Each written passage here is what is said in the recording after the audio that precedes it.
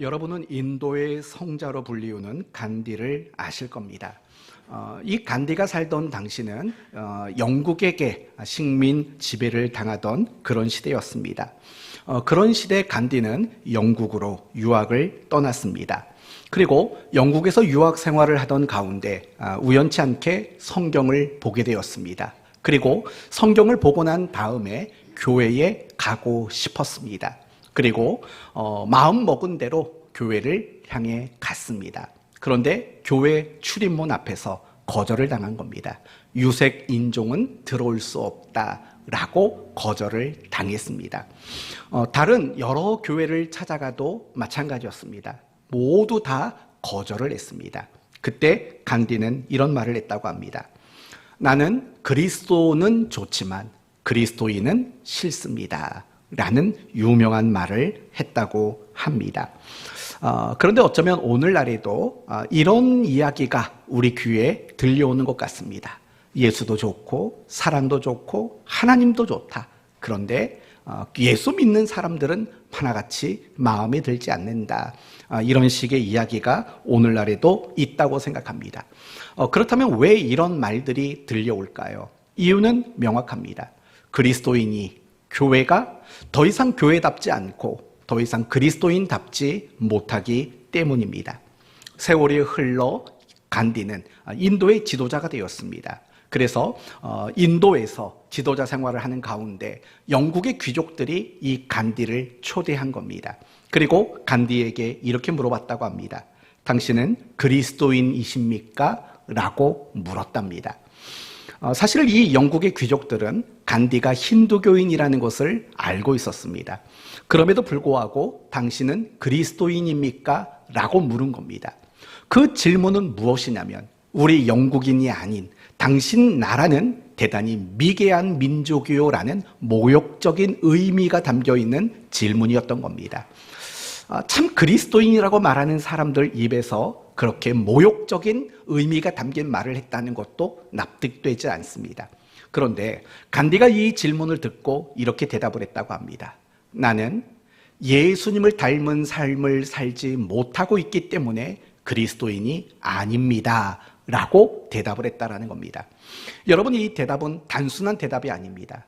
전혀 그리스도인답지 못했던 그 영국 귀족들의 잘못된 모습들을 지적하는 이야기였던 것입니다.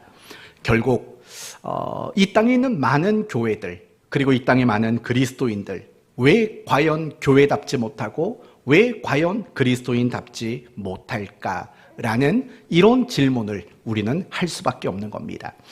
사실 우리도 마찬가지입니다.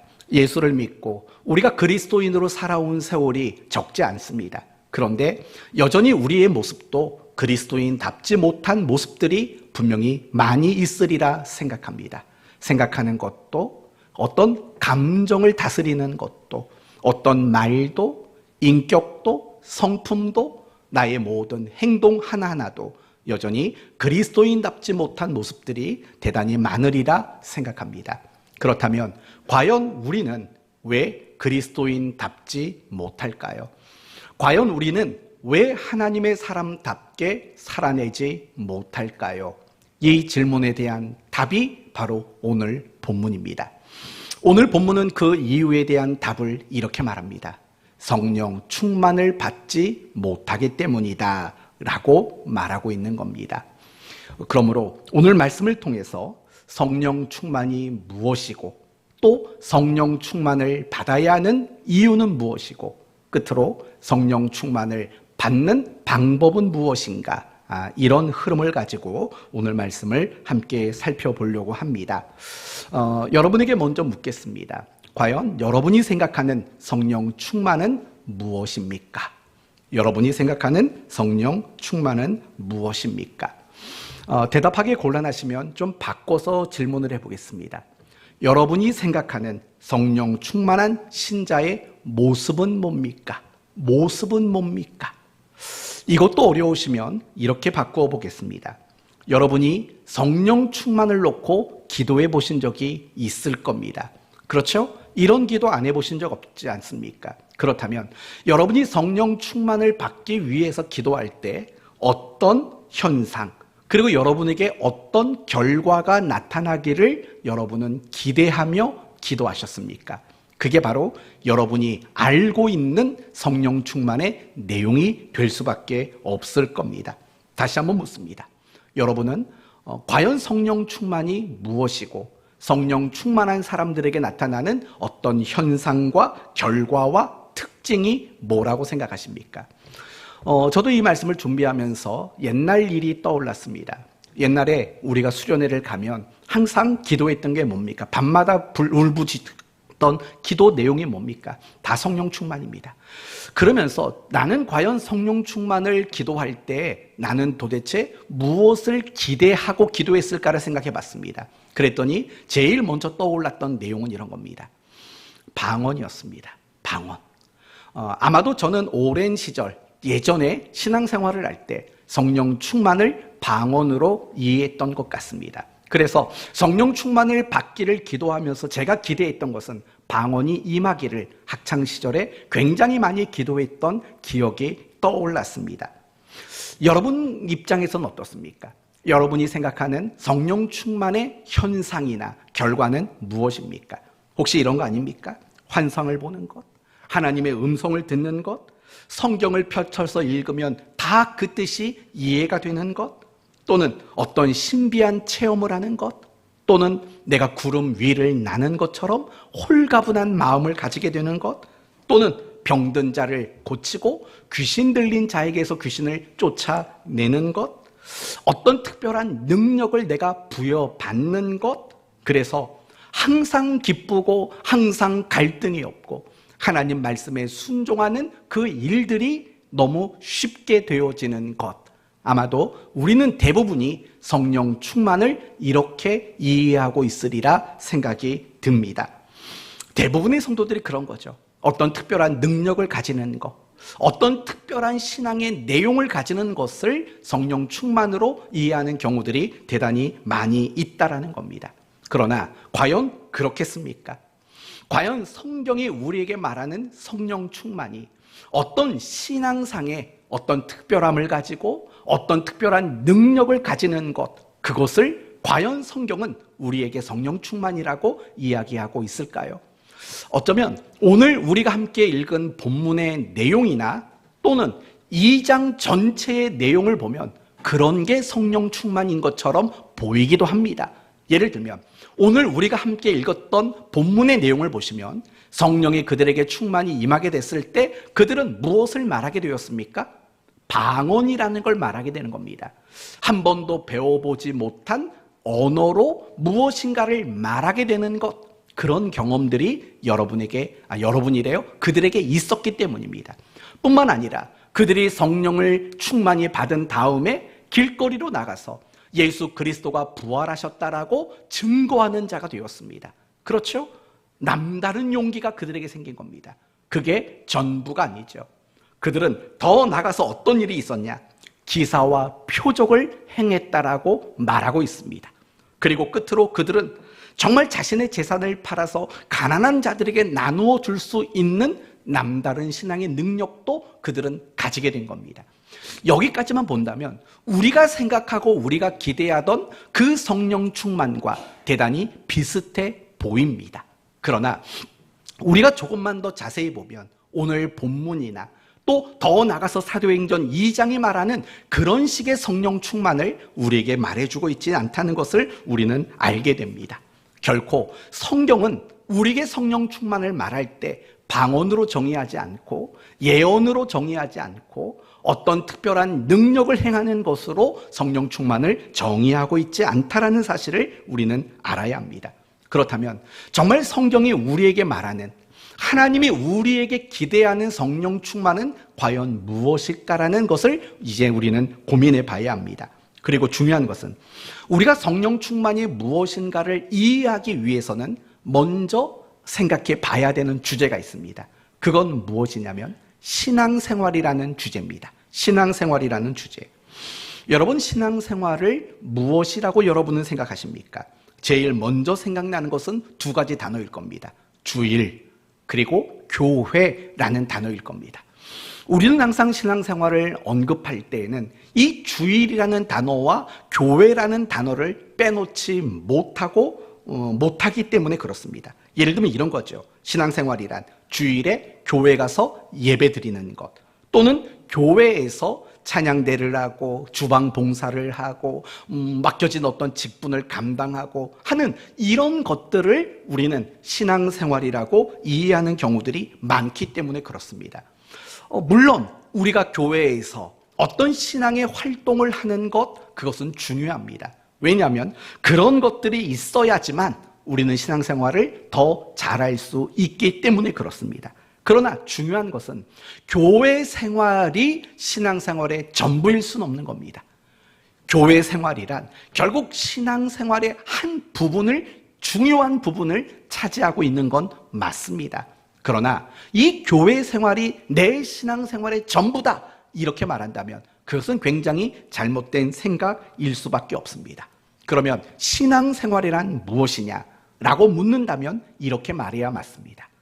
내 삶 전체가, 내가 살아가는 모든 시간, 내가 살아가는 모든 자리, 내가 살아가는 모든 환경 속에서, 그곳에서 내가 살아가는 삶 자체, 그게 바로 성경이 우리에게 말하는 신앙생활이라는 거죠. 더 구체적으로 말한다면 이렇게 말할 수 있는 거죠. 여러분의 가정생활이 사실은 신앙생활인 거예요. 여러분의 직장생활이 신앙생활인 거예요. 여러분이 어떤 사회에서 생활을 하는 것들, 여가 활동을 하고 취미 활동을 하는 거, 이런 것들이 사실은 다 신앙생활이라는 영역 안에 포함되어 있다라는 거예요. 이렇게 말하면 되겠죠. 신앙생활 안에는 교회 생활이 있는 거예요. 가정생활이 있는 거예요. 사회생활이 있는 거예요. 직장생활이 있는 거예요. 그리고 내 나름대로의 개인의 여가 생활도 이 속에는 다 포함되어 있는 거예요. 이 삶 전체가 사실은 다 신앙생활이다, 이렇게 우리는 이해해야 마땅하는 거예요. 고작 주일 몇 시간이 신앙생활의 시간이 아니라고요. 일주일에 내가 교회와 관련돼서 또는 어떤 신앙적 행위와 관련된 그 몇 시간 정도만 신앙생활이라고 말할 수 없다는 거예요. 하루 24시간, 한 주 전체 남편으로 살아가는 그 자리, 아내로 살아가는 그 자리, 며느리로 살아가는 그 자리, 내가 사위로 살아가는 그 자리, 내가 직장인으로 살아가는 그 자리와 그 모든 시간들이 모두 포함해서 그게 바로 신앙생활이다. 우리는 이렇게 말을 해야 되는 겁니다. 그래서 이런 측면으로 본다면 우리는 신앙생활이라는 말을 안 쓰는 게 맞아요. 제대로 말한다면 신앙생활이 아니라 거꾸로 말하면 돼요. 생활, 신앙이라고 말하는 게 훨씬 더 성경적인 표현이라고 생각이 듭니다. 바로 성령 충만은 이렇듯 우리가 살아가는 모든 삶과 대단히 밀접한 연관이 있다는 거예요. 다르게 말하면 이런 말이에요. 우리의 삶을 말하지 않고는 성령 충만을 이야기할 수 없다는 거예요.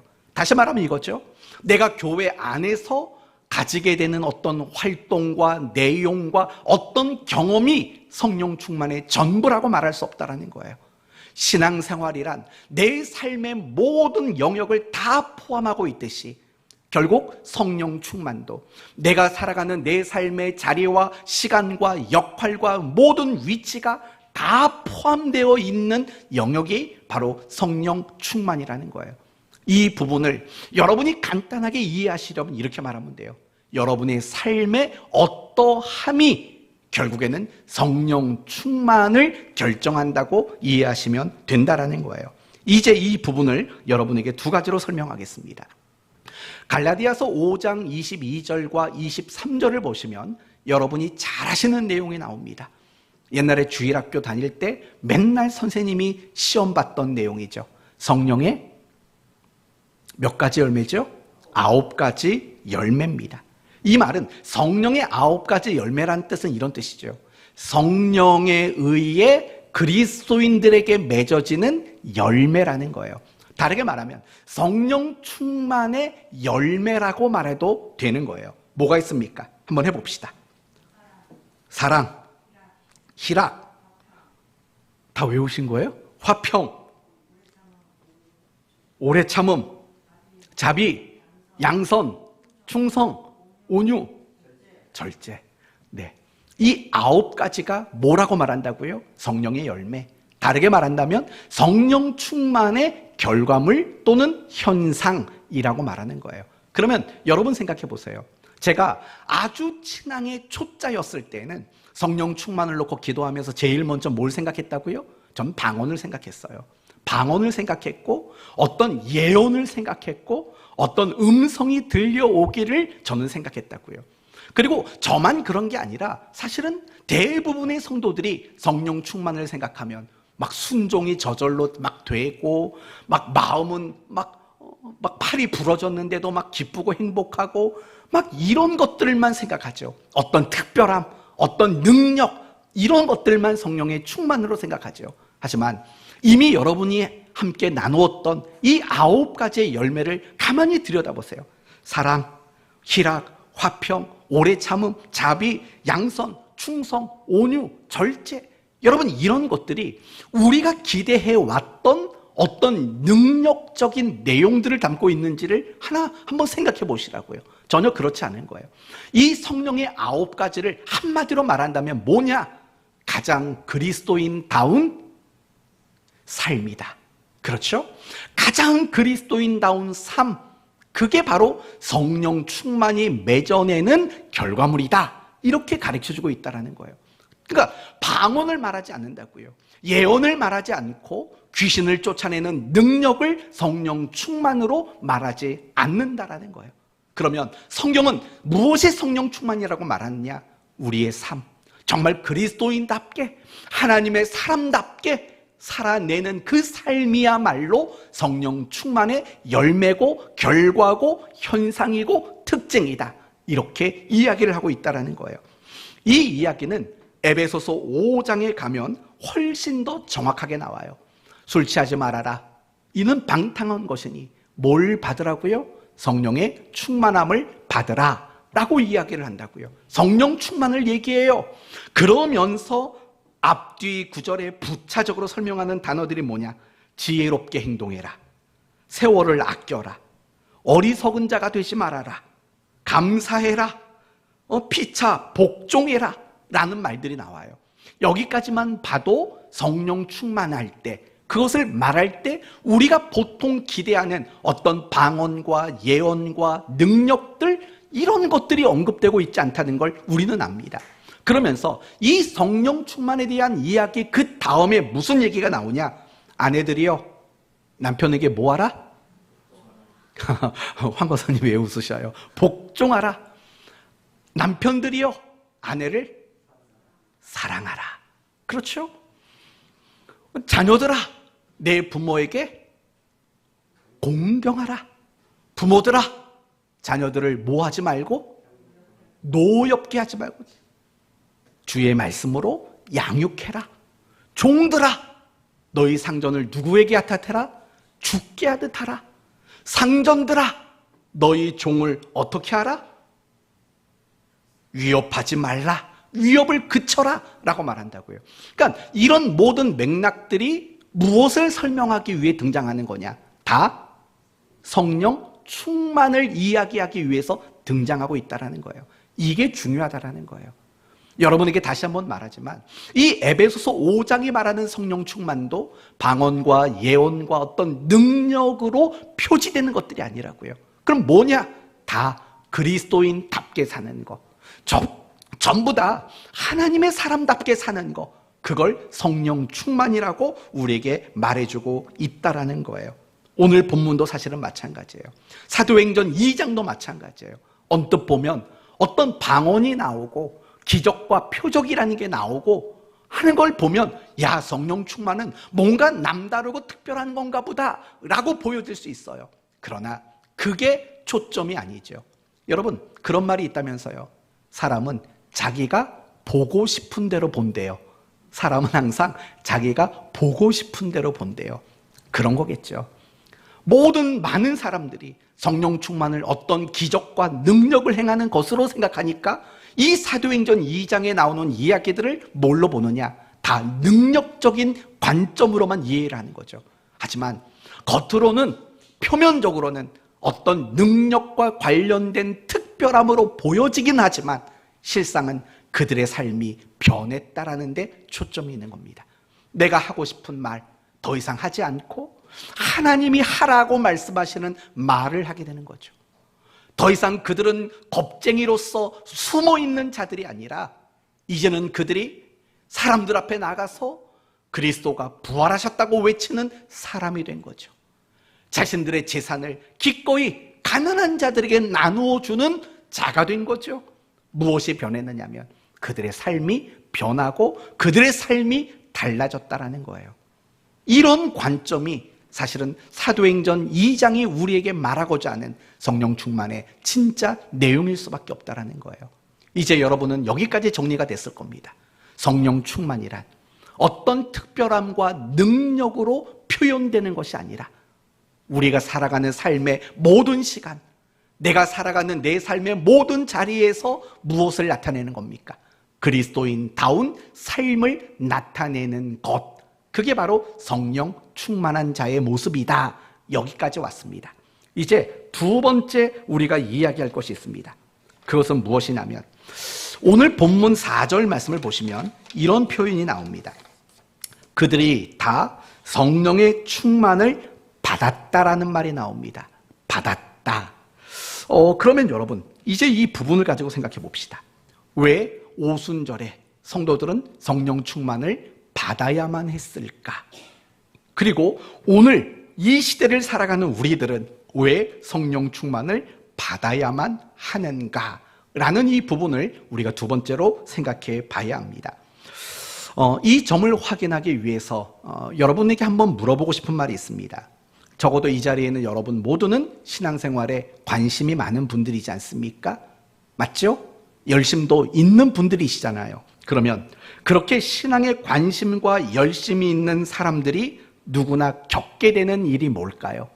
내가 열심히 하려고 해요. 신앙에 관심이 많아요. 그런 사람들이 어쩔 수 없이 그리고 끊임없이 겪게 되는 게 있다고요. 뭘 겪게 될까요? 성령 충만을 겪게 된다. 그것도 틀린 말은 아니죠. 그러나 이런 것들을 겪게 돼요. 절망이라는 걸 겪게 돼요. 신앙의 절망감, 이런 것들을 겪게 되는 거죠. 무슨 말입니까? 나는 하나님의 뜻대로 살고 싶습니다. 근데 그게 안 되는 겁니다. 아무리 그리스도인답게 살려고 노력하지만 그게 안 되는 겁니다. 그래서 우리의 입에서 늘 흘러나오는 찬송이 뭐냐? 천부여 의지 없어서 손들고 옵니다. 늘 이 찬송을 부를 수밖에 없죠. 또는 이런 찬송을 부르죠. 주여 우린 연약합니다. 주여 우린 또 넘어집니다. 늘 이런 찬송밖에는 부를 수 있는 용기가 없는 거죠. 그래서 여러분 매주마다 주일날 우리 공동체를 대표해서 기도하는 분들을 보면 모두 다 공통점이 있습니다. 뭔지 아십니까? 기도 내용의 공통점 이겁니다. 지난 한 주간도 또 하나님의 뜻대로 살지 못하고 나왔습니다. 이게 매주 대표 기도를 하는 사람들의 공통점인 거예요. 그러나 여러분, 그런 마음을 느꼈다라는 거는요, 여러분이 신앙생활에 관심이 있다는 거예요. 그리고 여러분이 신앙생활에 나름대로 열심히 하려고 하는 마음이 있는 거예요. 그런 마음을 가진 사람에게는 반드시 신앙에 절망감이 있는 거예요. 목회자도 마찬가지인 거예요. 나는 왜 이렇게 목회를 잘 못할까? 여러분, 이런 마음을 가진다는 거는요, 그 마음 속에 목회에 대한 열정과 노력이 있기 때문에 그런 마음이 드는 거라고요. 그런데 그런 마음조차 없다면 그거는 관심과 열정이 사실은 없는 것과 마찬가지인 거죠. 여러분, 날마다 하나님 앞에 눈물을 흘리는 게 뭡니까? 다 그거잖아요. 나는 왜 못났습니까? 나는 아직도 왜 이렇게 연약합니까? 나는 왜 이렇게 맨날 부족합니까? 나는 왜 이렇게 맨날 지질이 궁상 같습니까? 늘 하나님 앞에 못난 내 자신으로 인한 탄식과 절망감, 이런 것들이 사실은 우리의 신앙생활에 중단된 적이 없어요. 그렇지 않나요, 여러분? 늘 우리는 안타까워요. 우리는 늘 탄식할 수밖에 없다고요. 이건 성화의 과정으로 본다면 사실은 너무나도 당연한 일인 거예요. 만약에 여러분 가운데 신앙의 어떤 절망감을 자주 느끼는 분이 있다면 저는 그런 여러분을 책망할 마음이 없어요.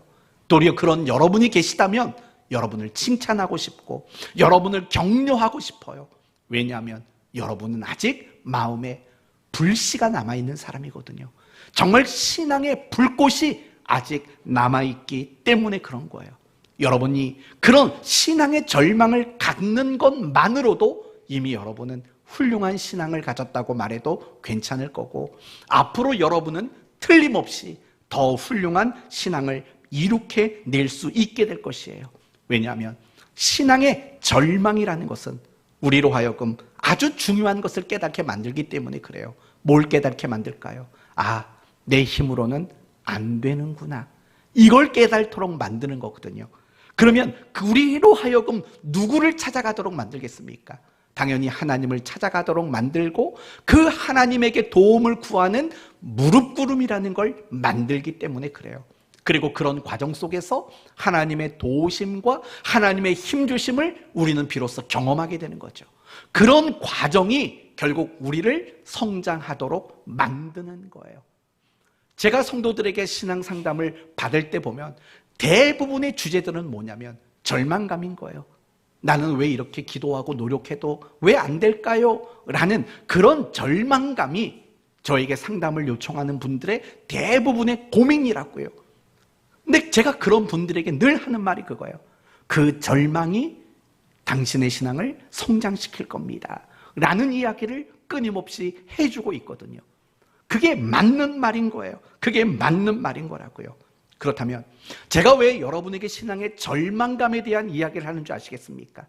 그것은 우리가 성령의 충만을 받아야 하는 이유를 말하기 위해서예요. 우리가 아무리 많은 걸 배우고 우리가 아무리 많은 신앙의 경험이 있어도 우리는 그리스도인답게 살 수 있는 내 스스로의 힘이 없어요. 자력이 없어요. 자력이. 우리는 늘 하나님의 도우심, 성령의 충만하게 하심을 받지 않고는 단 한순간도 그리스도인답게 살아갈 수 있는 그런 힘과 여력이 우리에게는 없기 때문에 그래요. 왜 성령의 충만을 받아야 되냐고요? 성령 충만이 아니고는 그리스도인답게, 내가 하나님의 사람답게 살아갈 수 있는 그 어떤 다른 방법이 우리에게는 없기 때문에 그렇습니다. 돈으로도 그리스도인답게는 못 살아요. 세상의 권력으로도 우리는 그리스도인답게 살 수가 없어요. 어떤 세상의 명예로도 우리는 그리스도인다워질 수가 없어요. 오로지 우리가 그리스도인다워질 수 있는 유일한 방법은 성령의 충만을 받는 거 말고는 다른 방법이 절대로 존재하지 않기 때문에 그래요. 그래서 우리 모두는 성령의 충만을 받아야만 해요. 그런데 이 말도 사실은 어려운 말인 거예요. 여러분, 성령의 충만을 받는다라는 말에 집중해 보세요. 성령의 충만을 받는다. 이 말을 여러분은 어떻게 이해가 되십니까? 성령의 충만을 내가 받는다. 이게 어떤 의미인 것 같습니까? 혹시 이런 걸까요? 내 안에 안 계신 성령님을 받는 겁니까? 아니면 내 안에 계셨다가 떠나버린 성령님을 다시 받는 겁니까? 어떤 겁니까? 성령의 충만을 받는다는 것은 안 계신 성령을 받는다라는 뜻일까요? 하루 종일 피곤하셨군요.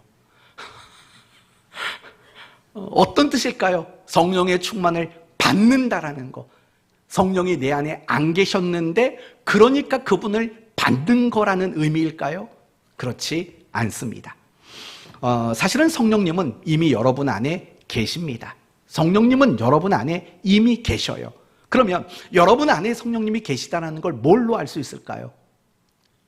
배꼽에 도장이 찍혀 있나요? 여러분 안에 성령님이 계시다는 거 뭘로 알 수 있습니까? 삶으로. 네, 또 뭐가 있을까요? 성령님이 내 안에 계시다라는 증거가 뭘까요? 모르는 거예요? 아니면 말하기 귀찮은 거예요? 아니, 어떤 거예요? 깝깝해요. 네? 기쁨, 감사.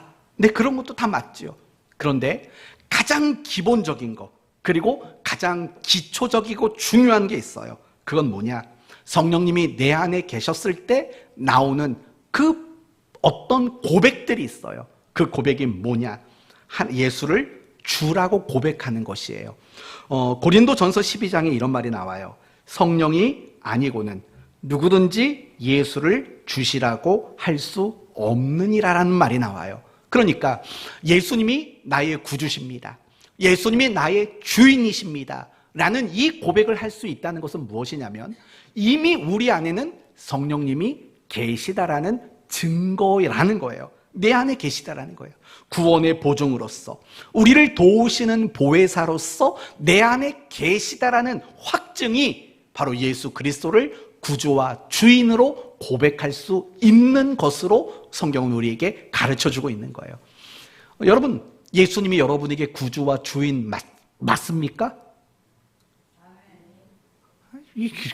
마지못해서 대답하는 분들 같아가지고 맞아요. 그럼 여러분이 그런 걸 인정하고 고백한다면 이미 여러분 안에는 누가 계시냐면 성령님이 와 계신 거예요. 그리고 하나만 잊지 말아 보세요. 그 성령님은 여러분을 떠나지 않아요. 절대 성령님이 떠나지 않아요. 물론 구약시대에는요 성령이 누군가에게 임했다가 떠나버리는 경우들이 있어요. 예를 들면 사울 왕의 경우를 생각해 봐요. 사울이 처음에 등장했을 때는 성령이 임해가지고 막 뭘 했죠? 예언을 했다고요. 그래서 이 사울의 별명이 뭐냐? 선지자 중 하나다 라는 별명이 붙을 정도로 성령에 의해서 예언을 했던 사람이에요. 그러나 나중에 훗날은 어떻게 됩니까? 이 성령이 떠나가고 무엇이 그에게 임하죠? 악신이 임했다라고 성경은 이야기한다고요. 구약은 얼마든지 그럴 수 있어요. 그러나 중요한 것은 무엇이냐? 예수 그리스도가 죽으시고 부활하시고 우리의 모든 구속사역을 완성한 이후로 더 이상 성령은 우리에게 임했다가 다시 떠나는 일들은 우리에게 없다라는 거예요. 그러면 이게 기본 전제예요. 우리가 성령의 충만을 받는다라는 말은 안 계신 성령을 받는 것 또는 내 안에 있다가 내가 마음에 안 들어서 떠나버린 성령을 다시 받는다. 이런 식의 개념이 아니라는 거예요. 성령님은 예수 그리스도를 영접하는 그 순간부터 우리 안에서 떠나지 않아요. 영원히 떠나지 않아요. 구원의 보증으로서. 그리고 우리를 도와주시는 보혜사로서 우리를 결코 떠나지 않아요. 그러면 도대체 이 성령의 충만을 받는다는 건 뭘까? 혹시 이런 걸까요? 내 마음의 그릇이 요만한데 성령님이 요만큼밖에 안 채워져 있어요. 그러니까 나머지 요만큼을 채우는 걸 성령 충만을 받는다라고 말할까요? 그것도 아닙니다. 성령님은 이미 우리 안에 온전하게 채워져 계십니다. 그러면 그럼에도 불구하고 우리가 성령 충만을 받는다라는 개념은 뭘까를 고민해 보자는 거예요. 과연 그건 뭘까요? 바로 이런 뜻인 겁니다. 성령님은 우리 안에 구원의 보증이세요. 내가 구원을 받았다라는 도장이라는 뜻인 거예요. 성령으로 인치셨다고 말하지 않습니까? 여기서 말하는 인쳤다라는 건 도장이에요. 뭐 이런 걸 생각하시면 되죠. 뭐 소나 양이나 이게 내 거라는 걸 확인하려고 불로 가죽을 지지지 않습니까? 어떤 표식을 내지 않습니까? 마찬가지예요. 성령이 우리를 인쳤다라는 개념은 결국 내가 하나님의 소유된 자가 되었다라는 표식으로 성령을 우리에게 주신 거예요. 그분이 우리 안에 10% 계셨다가 20% 계셨다가 내가 컨디션 좋은 날에는 80% 계셨다가 또 이게 10%로 뚝 떨어지고 이런 식의 성령이 아니라는 거예요. 이미 우리 안에 가득 계시고 충만하고 온전하게 성령님은 계셔요. 그러면 성령 충만을 받는다는 건 뭘까? 이렇게 말하면 돼요. 그분이 우리 안에서 뭘 하실까요? 우리를 이끌어 가시죠. 그렇죠? 구원의 완성으로 우리를 이끌어 가요.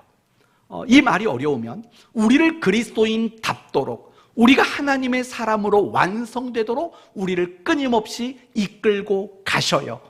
그걸 신학적인 용어로 성령의 견인이라는 말인 거죠. 다시 더 쉽게 말하면 성령님은 끊임없이 우리의 감정 속에, 우리의 생각 속에, 우리의 사고 속에, 우리의 어떤 가치 속에, 우리의 어떤 선택 속에 항상 성령님은 우리에게 간섭을 하셔요. 간섭을 하신다고요. 인도하시고 간섭을 하셔요. 성령 충만을 받는다는 건 뭐냐면 성령님이 우리를 그렇게 간섭해 나갈 때 그것을 따라가는 게 성령 충만인 거예요. 그게 성령 충만이에요. 쉬운 예를 들어볼까요? 성령님은 우리 안에서 기도하라고 말씀하셔요. 그런 순간 있어요, 없어요? 있지 않습니까? 성령님이 내 마음에 기도해라, 기도해라, 이렇게 우리의 마음을 이끄시는 순간들을 우리는 겪을 때가 있다고요. 그럴 때 기도하는 자리로 곧장 나가시는 거예요. 그게 성령 충만을 받는다라는 개념이에요. 우리는 누군가를 용서하라는 성령님의 음성이 들려올 때가 있다고요. 용서해, 네가 먼저 손 내밀어, 화해해. 그럴 때 그것을 따라가는 것이 바로 성령의 충만함이라고요. 순종해, 그 하나님 성령의 이끄심에 내가 기꺼이 따라가는 것, 그게 바로 성령의 충만이라는 거예요. 성령님은 끊임없이 우리의 삶 속에서 함께 하시고 간섭하시고 개입하시고 우리를 자꾸 이끄시려고 한다고요. 그러니까 우리의 생각에서 어떤 것들이 떠오르게 하고 내 마음에 어떤 생각들이 자꾸 들게 하는 것, 이런 것들이 다 성령님이 우리를 통치하시고 우리를 다스리시고 우리를 인도해 가시는 그런 과정 속에 나타나는 형상들이라고요. 그것을 받아들이고 그것을 따라가는 것, 그게 바로 성령 충만이라는 거예요. 사랑하는 성도 여러분, 성령 충만은 어떤 신비의 영역도 아니고, 물론 그것도 아니라는 건 아니고, 어떤 특별한 능력에만 국한되는 것도 아니죠. 성령님은 늘 우리의 삶을 그리스도인다울 수 있도록 자꾸 끌어가시는 거예요. 그 끌어가심 앞에 기꺼이 따라가는 것, 이 따라간다라는 말을 주일에 여러분에게 또 다른 식으로도 설명을 할 겁니다. 그게 바로 성령 충만이라는 거죠.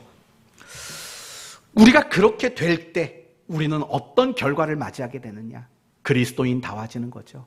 하나님의 사람다워질 수가 있는 거죠. 그런데 반대로 생각해 보세요. 우리가 성경도 많이 배워서 많이 알아요. 나름대로 교회 생활은 열심히 했어요. 그런데도 불구하고 우리가 성령님이 나를 다스리시고 통치하시고 지배하실 때 그걸 따라가지 않는다면 어떻게 우리는 그리스도인다워질 수 있겠습니까? 결코 그런 일이 있을 수 없는 거죠. 사실 그런 거는 강팍한 거예요. 그건 강박한 거라고요. 그건 완악한 마음이라고요. 결국 강팍과 완악한 마음을 가지고는 우리가 결코 그리스도인다운 삶을 살아갈 수가 없게 된다는 사실을 우리는 잊지 말아야 되는 거예요. 사랑하는 성도 여러분, 이제 성령 충만, 그게 무엇인가 우리는 이제 알았어요. 어떤 능력을 받는 거, 내 힘이 아닌 하나님의 능력이 막 내 안에 쏟아 부어지는 그 정도의 개념이 아니라 하나님 성령님께서 나를 통치해 가실 때 그 통치에 순응하는 것. 제가 좋아하는 단어 중에 하나가 항복이라는 단어를 전 좋아합니다. 신앙생활이란 뭐냐? 결국 하나님의 통치 앞에 항복하는 것. 전 이게 정말 훌륭한 믿음이고 신앙이라고 생각해요. 그리고 그게 바로 성령 충만이라고 저는 분명히 확신합니다. 우리가 받아야 하는 성령 충만은 그거예요. 안 계신 성령을 다시 모셔드리는 것도 아니고 내 안에 20% 남아있는 성령에서 80%를 채우는 것도 아니에요. 성령님은 완전한 영으로 우리 안에 충만히 계셔요. 그러나 문제는 뭐냐면 그분이 나를 통치하고 그분이 나를 다스리는데 우리는 그것을 따라가지 않는 거예요. 바로 그게 성령 충만하지 않다라는 거예요. 우리가 성령의 충만을 놓고 기도한다라는 건 뭐예요? 능력을 받겠다라는 게 아니에요. 성령님이 나를 통치하시고 나를 다스리고 지배할 때 내가 기꺼이 그 통치에 항복하고 순응하는 자가 되는 상태, 그게 바로 성령 충만이라는 걸 우리는 명심하고 또 명심해야 돼요. 그럼 이렇게 묻는 분도 계실 거예요. 목사님, 성령 충만하지 못하면 천국은 못 갑니까? 라고 물을 분이 계실지도 몰라요. 여러분의 마음을 편안하게 해드릴게요. 성령 충만과 천국 문제는 상관이 없습니다. 성령이 충만하지 않아도 여러분은 천국에 갈 수 있습니다. 왜요? 이미 성령이 우리 안에 계셨으니까. 그럼에도 불구하고 우리는 그 성령의 통치를 따라가지 않으니까. 통치를 따라가지 않는 게 충만하지 않는 거니까. 그러나 중요한 건 성령님이 내 안에 계시다라는 거, 그 자체가 구원의 보증이기 때문에. 그러나 여러분은 결코 경험하지 못하게 될 게 있어요. 성령 충만하지 않으면. 죽어서 천국 가는 건 경험해요. 그러나 경험하지 못하는 건 그리스도인 다음을 경험하지 못하고 하나님의 사람들만 누리는, 아까 황 권사님 말했던 그 기쁨, 그 감사, 그 위로, 그 감동, 그 평안, 그 소망, 그런 것들을 전혀 누리지 못한 채로 이 땅을 살 수밖에 없을 거예요. 그런데 중요한 건 이런 거죠. 우리가 예수를 믿는다는 게 정말 죽어서 천국 가는 게 유일한 소원은 아니지 않습니까? 내가 예수를 믿는다는 건 결국에는 내가 이 땅에서 예수님의 삶을 재현해내고 예수님의 심장을 가지고 예수님의 손과 발이 되어서 예수님의 그 뜻을 이루어 드리는 인생을 살기 위해 우리가 예수를 믿는 거 아니겠습니까? 그렇다면 성령 충만을 받는 건 우리에게 선택 사항이 될 수 없는 거예요. 필수 사안이 돼야 되죠. 저는 여러분 모두가 이런 의미로 좀 성령 충만을 열심히 받기를 구하는 여러분이 되셨으면 좋겠습니다. 이제 끝으로 간단히 말씀드리고 마치겠습니다. 어떻게 하면 성령의 충만을 받을 수 있을까의 문제예요. 사실 이 부분은 여러분이 답을 다 알고 있으리라 생각합니다. 어떻게 하면 성령 충만을 받을까요? 가장 중요한 건 회개겠죠. 성령의 다스림 앞에 항복하지 못했던 내 모습을 회개하는 거죠. 퀴즈 한번 내볼까요? 욕조가 하나 있습니다. 그 욕조에 수도꼭지가 틀어져 있습니다. 그 욕조에 물은 가득 차 있습니다. 그 욕조 안에 있는 물을 퍼내는 방법은 뭘까요? 어떻게 하면 펴낼 수 있을까요? 1번, 제일 먼저 뭘 해야 될까요? 꼭지를 빼버려요. 네, 꼭지를 잠가야죠. 왜냐하면 물이 계속 나오면 아무리 퍼내도 소용이 없는 거니까. 우리가 성령 충만도 마찬가지라고 생각해요. 성령의 다스림에 순응하지 못했던 내 삶을 회개하지 않고는 성령의 충만을 받을 수 없으리라 생각합니다. 우리 그리스도인에게 있어서 회개는 굉장히 중요한 거거든요. 회개 없는 회복은 없고 회개가 없는 성장도 있을 수 없기 때문에 그래요. 여러분의 신앙이 미지근해졌다면 여러분은 회개하는 자리로 먼저 나가야 마땅할 거예요. 두 번째는 말씀을 붙드셔야 돼요. 뭘 붙들라고요? 말씀을 붙들라고요. 왠 줄 아세요? 우리 마음에는 성령님만 우리를 다스리는 게 아니기 때문에 그래요. 때로는 악한 영이 우리 마음에 거짓과 속임수를 베풀기도 해요. 그래서 우리는요, 이게 성령이 주신 생각인지 아니면 이것이 세상이 가져다주는 악한 영이 가져다주는 생각인지 우리는 분간이 필요할 때가 사실은 많이 있기 때문에 그래요. 그렇지 않습니까? 단적인 예가 선악과 사건이죠. 선악과 사건을 보십시오. 뱀이, 사탄이 어떻게 합니까? 말하잖아요. 그거 따먹어. 그러면 하나님처럼 돼. 라고 말한다고요. 분간이 필요한 거죠. 그렇기 때문에 우리는 이게 하나님의 영이 준 생각인지 세상이 준 생각인지 분별할 수 있는 유일한 방법이 말씀이거든요. 그래서 우리는 열심히 말씀을 붙잡아야 돼요. 그리고 동의가 필요한 거죠. 아까 말한 대로 성령님이 나를 다스리려고 해요. 기도하라고 자꾸 말씀하셔요. 금식하라고 자꾸 말씀하신다고요. 찬송하라고 말씀하시고 순종하고 용서하라고 말씀하신다고요. 그럴 때마다 우리는 받아들이는 동의가 필요해요. 성령은요, 인격적인 영이에요. 인격적이라는 말은 우리를 억압하고 강제하지 않는 영이라는 뜻이에요. 그분은 우리를 끊임없이 설득해요. 우리를 설복시켜요. 그때 우리가 동의하게 되면 역사가 일어나는 거죠. 우리에게는 동의가 필요해요. 그리고 기도가 필요하죠. 성령의 충만을 받기 위해 여러분은 기도하셔야 돼요. 그런데 사실은 이 네 가지만 여러분에게 설명하고 끝내려고 그랬어요. 그런데 마음이 개운치 않아요. 과연 이 네 가지면 될까? 그런데 진짜 중요한 한 가지가 갑자기 떠올랐어요.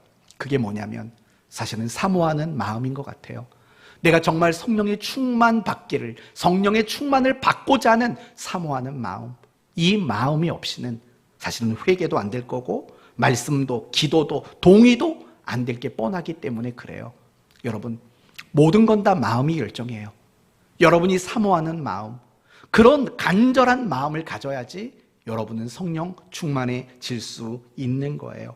그런 간절한 마음을 가졌다는 건 이미 여러분이 성령 충만하기를 시작했다라는 말과 동일한 겁니다. 이제 말씀을 마치겠습니다. 성령 충만은 방언이 아니고 예언이 아니고 신비와 어떤 특별한 능력이 아닙니다. 성령 충만은 내게 주어진 자리, 내게 주어진 역할, 내게 허락된 시간, 내 눈앞에 있는 현실, 그 속에서 그리스도인답게 그리고 하나님의 사람답게 살아내는 것, 그게 바로 성령 충만인 것입니다. 그러나 우리가 우리의 힘만 가지고는 그리스도인답게 하나님의 사람답게 살아낼 수가 없어요. 그래서 우리는 성령의 충만을 받아야 된다고 성경은 말하고 있어요. 회개하셔야 되고 말씀과 기도를 붙잡고 성령의 다스림에 항복하셔야 돼요. 무엇보다도 내가 정말 성령 충만한 사람이 되고자 하는 간절함과 사모하는 마음이 우리 모두에게 필요합니다.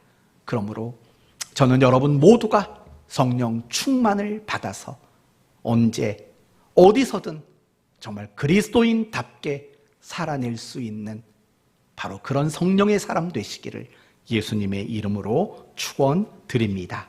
아멘. 기도합시다.